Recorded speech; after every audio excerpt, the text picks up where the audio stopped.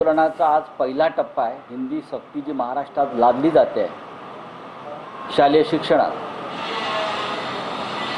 त्या आंदोलनाचा आजचा पहिला आणि महत्त्वाचा टप्पा आहे। आज आम्ही देवेंद्र फडणवीस, एकनाथ शिंदे, अजित पवार यांच्या सरकारनं जो अध्यादेश काढलेला आहे हिंदी सक्तीचा, त्याची होळी शिवसेना माननीय उद्धव बाळासाहेब ठाकरे यांच्या नेतृत्वाखाली संपूर्ण महाराष्ट्रात जिल्हा आणि तालुका स्तरावर या अध्यादेशाची होळी करण्यात येणार आहे।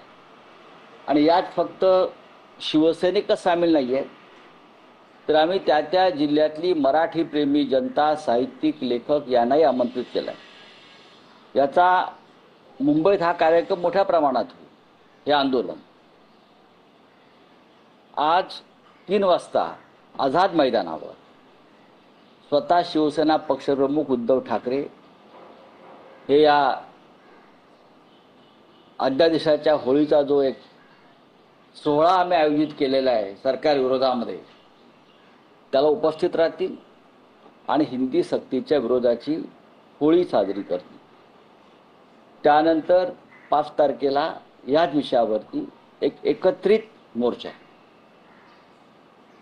आणि त्या मोर्चाची सुद्धा तयारी जोरात सुरू आहे। आज मुंबईत शिवसेना भवनात शिवसेना पक्षप्रमुखांनी त्या तयारीसाठी सर्व शाखा प्रमुखांची एक तातडीची बैठक बोलावली आहे।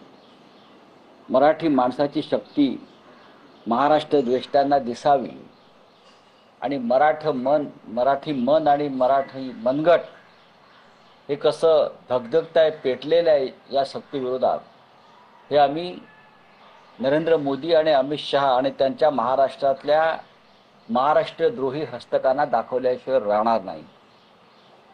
आज आम्ही अध्यादेश जाळू, उद्या विधानसभा आहे, अधिवेशन आहे।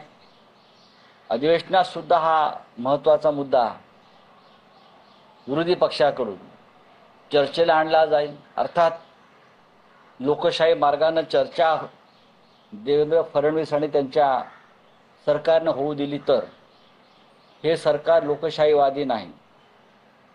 या सरकारनं सर्व स्तरावर आणीबाणी या महाराष्ट्रामध्ये लादलेली आहे। मग ती भाषिक आणीबाणी असेल, विरोधी पक्षांना दडपण्याची आणीबाणी असेल, अनेक बाबतीत अभिव्यक्ती स्वातंत्र्यासंदर्भात असेल, हे सगळे विषय उद्याच्या विधिमंडळात घेतले जातील।